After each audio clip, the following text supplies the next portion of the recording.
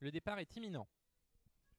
Et ils sont partis pour la troisième épreuve de cette réunion, le prix de la source de Bugloz. Une course à réclamer valeur handicap réservée à des concurrents âgés de 4 ans et plus. La distance est de 2100 mètres.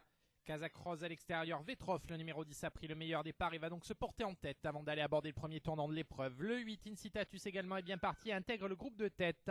De même que Finéa, le numéro 5, à son intérieur, figurant notamment Élusive Plante, le numéro 7, qui est en 4e position. À l'extérieur, en 5e place, poursuivre Aliénor avec à son intérieur Honor Béré. 7e place pour le numéro 9, Seize Sun. À l'arrière-garde, Red Lake accompagné par Wildcard et en dernière position Hurricane Light. Le début de la ligne opposée pour Vetrov qui assure le rythme. En 2e position, on a déboîté à l'extérieur pour venir notamment à la hanche du leader avec Aliénor. La 3e position en dedans pour Incitatus. La 4e place pour Seize Sun avec à l'extérieur Finéa. Côté corde, Élusive Plante est en 5 ou 6e position avec Wildcard à son extérieur. Honor Béré passe à l'arrière-garde avec Red Lake et Hurricane Light.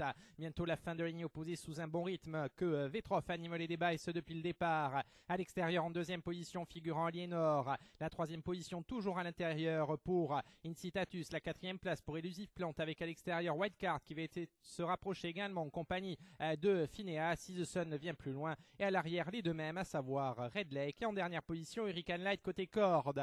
Les concurrents qui vont dans quelques instants sortir du tournant final de l'épreuve avec Vetrov toujours qui a les commandes de cette course. En 2e position à demi-longueur Aliénor. Toujours dans la boîte en 3e place figure Incitatus avec à l'extérieur. On va essayer de se rapprocher avec Seize Sun notamment et en dehors. On va essayer de regagner du terrain également avec Wildcard. Honor Béré va faire de même en compagnie de Red Lake. Il reste 400 mètres à parcourir pour Vetrov qui a toujours l'avantage et qui va essayer de repartir sous les attaques, notamment celle de Aliénor qui vient à son extérieur. Élusive Plante va essayer de progresser en dedans, de même qu'Incitatus. C'est tout à l'extérieur. Finéa qui progresse bien avec Wildcard et Red Lake qui va essayer de venir faire un bon bout en compagnie du Hurricane Light.